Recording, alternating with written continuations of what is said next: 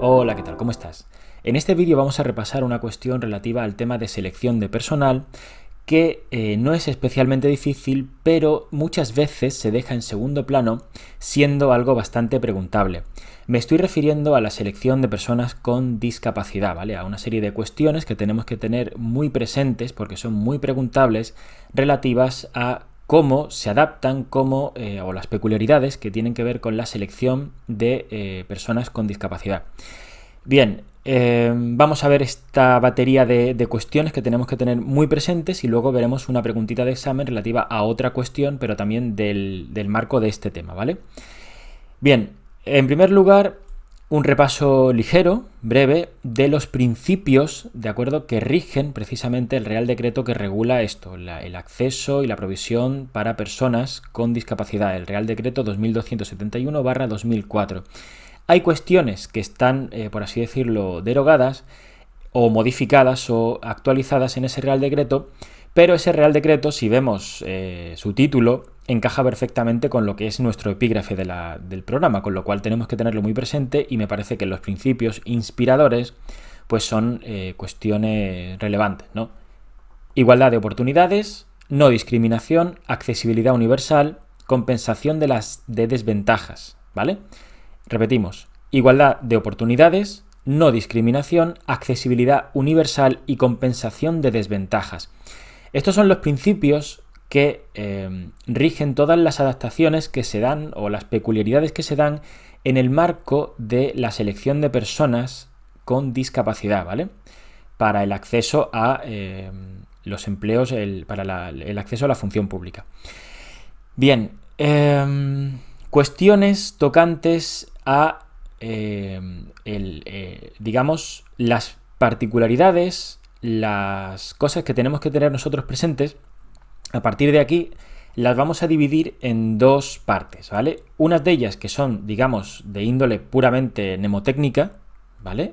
Que son esta primera sección, y luego otras que te las he puesto aquí que tienen que ver con la dinámica, con la mecánica de los procesos selectivos, ¿vale? Bien, en primer lugar, esta primera sección tienen que ver con esos porcentajes que ya tenemos que tener muy pero que muy claros, que sirven para la reserva de esos cupos especiales, esos cupos reservados para personas con discapacidad, ¿de acuerdo? Bien, aquí tenemos esta sección de números. Bien, esto tenemos que tenerlo muy en la cabeza. ¿Cómo llegamos a esto? Pues vamos a ir repasándolo. En primer lugar, ¿este 7% a qué alude? Bien, este 7%, que por cierto amplía el porcentaje que tenemos en el Real Decreto que mencionamos antes, este 7% es la reserva mínima, el cupo inferior que dentro de cada oferta de empleo público en su conjunto, esto es importante remarcarlo, ¿vale? No se refiere a las convocatorias, no se refiere a un cuerpo en especial, se refiere a las ofertas de empleo en su conjunto. Ojo con esto, no nos vayan a liar, porque, y esto es una cosa muy a tener en cuenta, en este ámbito de las cuestiones de discapacidad, la verdad que preguntan con bastante malicia, o sea, preguntan un poco exigiendo un dominio muy fino. Así que, eso, ¿7% de qué? Del conjunto completo de plazas que se ofertan en cada oferta de empleo, ¿de acuerdo? Bien, este es el cupo inferior, el cupo mínimo, o mejor dicho, no inferior, para, digamos, reserva de plazas dentro de la oferta de empleo dedicadas en exclusiva a personas que tengan algún tipo de discapacidad. ¿Qué discapacidad? Pues ese 33%, ¿vale? Que se marca en la ley de referencia, y un par de detalles, siempre que superen, obviamente, el proceso selectivo. No se le da solamente por el hecho de que tengan acreditada esta discapacidad, y que a su vez, igual que tengan esta discapacidad a su vez no imposibilite el trabajo en cuestión, ¿de acuerdo? O suponga alguna traba que, digamos, trunque su capacidad laboral, ¿vale? O sea, digamos que no quiero... Es un tema, yo tiendo muchas veces a frivolizar para hacer las cosas más fáciles de asimilar, pero bueno, en este caso no se puede, obviamente, pero que sea una discapacidad que de algún modo en la que tengamos que compensar desventajas, promover la accesibilidad universal, la no discriminación, la igualdad de oportunidades, pero que al mismo tiempo sea algo que no imposibilite a la persona para desempeñar mínimamente el trabajo, ¿vale? Con lo de frivolizar me refiero a las típicas reglas mnemotécnicas que hago en otros ámbitos, ¿de acuerdo? Aquí, pues bueno, sencillamente tenemos que aprenderlo y punto, ¿no? Bien, a partir de este 7%, ¿vale? A partir de este 7% tenemos que tener muy claros los números que se mueven alrededor. El primero de estos números es un 2%, ¿vale? 2% va a haber 2 en toda esta historia. Va a haber 2%. Uno de ellos se refiere al, dentro de ese 7%, va a haber un 2%, ¿vale? Que tiene que ver o que tiene que tener una reserva especial. ¿Para quién? Para personas con discapacidad de índole intelectual, ¿vale? O sea, te lo pongo, puedes acordarte un poco, ya que, digamos, el intelecto no deja de estar en la parte superior del cuerpo, pues tenemos 7%, arriba está, digamos, la cabeza, 2%, ¿vale? Para ese cupo especial dentro del cupo de discapacidad para personas con discapacidad intelectual, ¿vale? 2% una reserva especial. De acuerdo, ya tenemos el mínimo del 7%, dentro del cual tenemos un 2% para discapacitados intelectuales. Y luego, el siguiente número que tenemos que tener en cuenta es el 3%. ¿3%? ¿De qué va ese 3%? Pues es el número, digamos, que sirve para provocar un efecto rebote. ¿Qué quiere decir esto? Esto es un poco dicho con palabras llanas. Pues que si no se llegan a cubrir de este 7% que se han reservado al menos el 3%, entonces se acumularán para la siguiente oferta de empleo con el máximo del 10%. Es decir, se acumularán al mínimo, es decir, se acumularán para la próxima oferta de empleo, se acumularán las que no se hayan cubierto, de no llegar al 3%, con el máximo de ¿cuánto? Con el máximo del 10%. Si te paras a pensarlo, tiene sentido, porque luego el siguiente número que tenemos que sabernos es el 10%. Con lo cual, 7 más 3 nos va a dar ese máximo, ese límite del 10% al cual podríamos llegar con esta acumulación. ¿Vale? Así que ya tenemos un 7, que es el punto de partida. Además, el 7 es un número mágico en muchas historias, los 7 enanitos, no sé qué. O sea, ahí hay, digamos, bíblico, hay un montón de referencias al número 7, ¿no? El 7 por encima del 2 y luego tenemos ese 3, que es el límite, ¿vale? Para el cual, si no se llegan a cubrir al menos ese 3%, se van a acumular para la siguiente, ¿qué? Oferta de empleo. Siguiente oferta de empleo, ojo, ¿vale? Hasta llegar al límite vía acumulación del 10%. Si te paras a pensarlo, tiene todo el sentido. Si un mínimo era el 7 y este es el 3, pues entonces llegaremos eso, al 10%, ¿vale? Bien, antes decía que había otro 2%. ¿Cuál es ese otro 2%? El que marca el objetivo, ¿vale? Todo esto va encaminado a este 2%. ¿El 2% de qué? De tener como referencia alcanzar el 2% para el conjunto de efectivos, para el conjunto del personal de cada administración pública, ¿vale? O sea, todas estas medidas están encaminadas a alcanzar un mínimo de un 2% de efectivos de personas con discapacidad en cada administración pública, ¿vale? O sea que este es el último número que tenemos que tener presentes. 7%, 2%, 3%, hasta llegar a ese 10%, y todo esto encaminado al 2% total, ¿vale? De personas con discapacidad dentro de cada administración.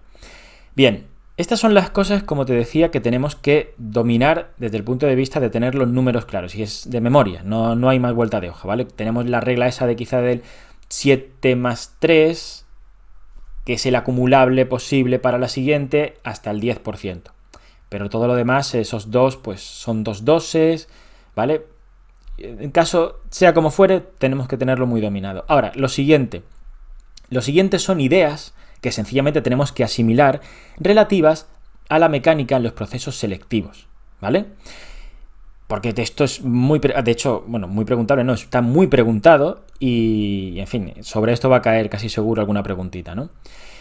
Bien, en primer lugar, Esto ya es cuestión de asimilarlo, no es nada especialmente de memoria, asimilarlo y ya está, no tiene mucha dificultad. En primer lugar, el tema de que estas plazas que han sido reservadas en la oferta de empleo, se pueden convocar conjuntamente, ¿vale? Conjuntamente con las del cupo y con las de ingreso ordinario, o se podrían convocarse por turno independiente, es decir, se podría dedicar una convocatoria específicamente para estas plazas, ¿de acuerdo? Con lo cual, podrían discurrir dentro de la misma convocatoria, aunque van a tener, ya veremos, un tratamiento particular, o bien se podría dedicar a ellas una convocatoria específica, ¿vale? Bien, otra cosa interesante a tener en cuenta, todas estas cosas son como bastante posible incluso de supuesto práctico, ¿vale? Dice, en el caso de que esto podría suceder, fijémonos cómo se nos plantea esta posibilidad ya, la posibilidad de que una persona en el cupo de discapacidad quede fuera, teniendo no obstante una puntuación por la cual sí podría entrar en el cupo general, porque eso podría ser, supongamos que la gente que va por el turno de discapacidad entre una cosa y otra, pues tengan una nota, haya más nivel ahí, podría suceder, y tengan que se dé al final un corte superior. Esto normalmente no sucede por la sencilla razón de que cuando se establece el cupo de discapacidad, la ratio es mucho más favorable. Es decir, las plazas por discapacidad en esta reserva, aunque es un 7%, luego la gente que va allí normalmente es menos del 7% en comparación con el ingreso ordinario, con los que van por el cupo general. Con lo cual la ratio suele ser mucho más favorable, con lo cual, a su vez, los cortes son más bajos. Pero podría darse la posibilidad que la gente en su conjunto que va por el cupo de discapacidad tuviese muchísimo más nivel, en cuyo caso el corte estaría más alto, podría estar más alto que por ingreso ordinario, por el cupo general, en cuyo caso, si alguno de los concurrentes por el cupo de discapacidad se hubiese quedado fuera o fuese a quedarse fuera por discapacidad y no obstante tuviese nota para poder entrar por ingreso general, por el cupo general, lógicamente se le va a pasar, ¿vale? Lo tenemos aquí. Habiendo obtenido una puntuación superior al corte establecido para los aspirantes del sistema de acceso general, será incluido por su orden de puntuación en este último, ¿de acuerdo? O sea, pasaría a el cupo general. Es decir, y es de lógica, en ningún caso participar por el cupo de discapacidad te iba a dejar fuera cuando en el cupo general fueses a entrar. Es de sentido común, pero si no lo tenemos claro, nos la pueden liar. Otra cosa que es interesante es ver cómo, por un lado, las pruebas selectivas tendrán idéntico contenido, es decir, el examen va a ser siempre el mismo que el que tendrían por el cupo general, pero, y esto es importante tenerlo en cuenta, cada administración adoptará medidas precisas para establecer adaptaciones y ajustes razonables de tiempo y medidas en cuanto al proceso selectivo y luego en el puesto de trabajo, pero sobre todo a efectos de proceso selectivo, esto es muy importante. O sea, el examen va a ser el mismo, el contenido va a ser el mismo, pero ojo, el tiempo a lo mejor no es el mismo, ¿vale? Adaptaciones y ajustes razonables de tiempo, por ejemplo. Esto es muy importante, es relevante, por ejemplo, cuando teníamos el examen de ofimática práctica, en el cual el examen era el mismo, pero al mismo tiempo ya no era el mismo porque a lo mejor en vez de 30 minutos tenías 40 minutos. O sea, porque la persona a lo mejor tuviese algún tipo de discapacidad, por ejemplo, para la movilidad de las manos o algo por el estilo. Claro, ahí hace falta compensar de alguna manera eso, ¿no? Pues se le da un ajuste de tiempo. Pues eso, en este caso me consta que se daba una ligera ampliación de tiempo. Eso es a lo que me refiero. Sin embargo, luego el examen era exactamente igual. Lo que es el contenido. Claro, el examen ya cambia bastante, ¿no? Si te dan más tiempo. Pero lo que es el contenido del examen, lo que te iban a pedir, el ejercicio era el mismo. ¿Vale? Esta es un poco la clave, o esto es lo que hay que entender en estos puntos que te pongo en verde, ¿vale?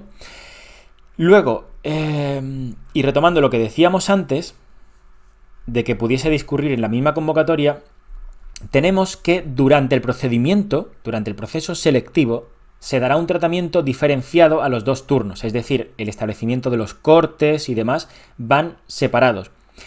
Al finalizar el proceso, se elaborará una relación única, se juntarán todos aquellos que han pasado los cortes en la misma lista, ¿vale? Esto es muy importante, con lo cual ya luego, cuando ya hayan pasado los cortes y ya tenga cada uno su nota, se juntan todos en la misma lista y a partir de esa lista se establece el orden de prelación. El orden por el cual, lógicamente, todos a una eligen los destinos. Sin embargo, es decir, a partir de ahí ya todo discurre con normalidad, ya hay solamente una lista de funcionarios, pero se pueden dar alteraciones en ese orden de prelación que tenemos aquí por motivos de dependencia personal, dificultades de desplazamiento u otras análogas, es decir, no porque sí, sino porque estamos hablando de personas que a lo mejor tengan algún tipo de traba a poder moverse, alguna traba justificada, véase, soy dependiente y necesito que mi familiar me ayude, o tengo mi médico aquí, o cualquier cosa por el estilo, justificada, motivos de dependencia personal, dificultades de desplazamiento u otras análogas. Estas personas podrán solicitar al órgano convocante, fíjate, órgano convocante en todo momento, la alteración del orden de prelación, es decir, la alteración para poder elegir alguna plaza, algún destino en el que no tengan estos problemas, ¿vale? O que, digamos, estos problemas no sean tan importantes, ¿no? El órgano convocante decidirá dicha alteración cuando se encuentre debidamente justificada y deberá limitarse a realizar la mínima modificación en el orden de prelación necesaria para posibilitar el acceso al puesto de la persona discapacitada. ¿Qué quiere decir esto de la mínima modificación? Pues que si por ejemplo hay 10 plazas en Cuenca y la persona es de Cuenca y necesita quedarse en Cuenca, pues a lo mejor no le van a dar la plaza, digamos, más golosa de Cuenca cuando tienen peor nota que los otros. A lo mejor, vale, quitan a uno de los que estaban en Cuenca, pero no van a alterar hasta el punto de, no, venga, te vas a quedar en Cuenca y además te vas a quedar con el puesto de Cuenca que más demanda tenía. Eso no, te dejan en Cuenca, ¿vale? Para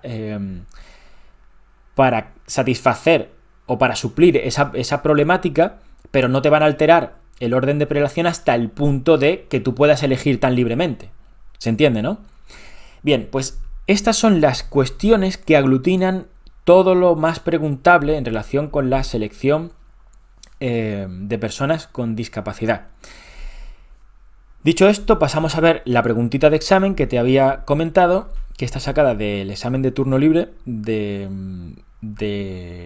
administrativo, que dice: las ofertas de empleo público de la Administración General del Estado, una pregunta muy sencilla, pero bueno, nos da para refrescar, se aprueban por ley, las aprueban conjuntamente el Ministerio de Hacienda y el ministro que tenga las competencias en materia de función pública. En la actualidad de política, bueno, esto está desactualizado, pero nos da igual, porque directamente no está claro. Las aprueba el gobierno, las aprueba el ministerio que tenga la competencia en materia de función pública. En la actualidad, bueno, nos da igual. ¿Por qué? Porque esto tenemos que saber claramente que es un real decreto, por lo tanto las aprueba el gobierno, ¿vale? O sea, además, a estas alturas yo supongo que lo habremos visto, real decreto que aprueba precisamente la oferta de empleo de la Administración General del Estado, ¿vale? Así que las aprueba el gobierno. Eso de todas formas lo tenemos aquí en el tema, ¿vale? Órganos que intervienen en las ofertas de empleo público es aprobada por el gobierno, en el ámbito, lógicamente, de la Administración General del Estado, ¿de acuerdo? Así que nada, hasta aquí este repaso de estas cuestiones del tema de la selección de personal. Espero que te haya resultado útil e instructivo y nos vemos en próximos vídeos. Hasta pronto, chao.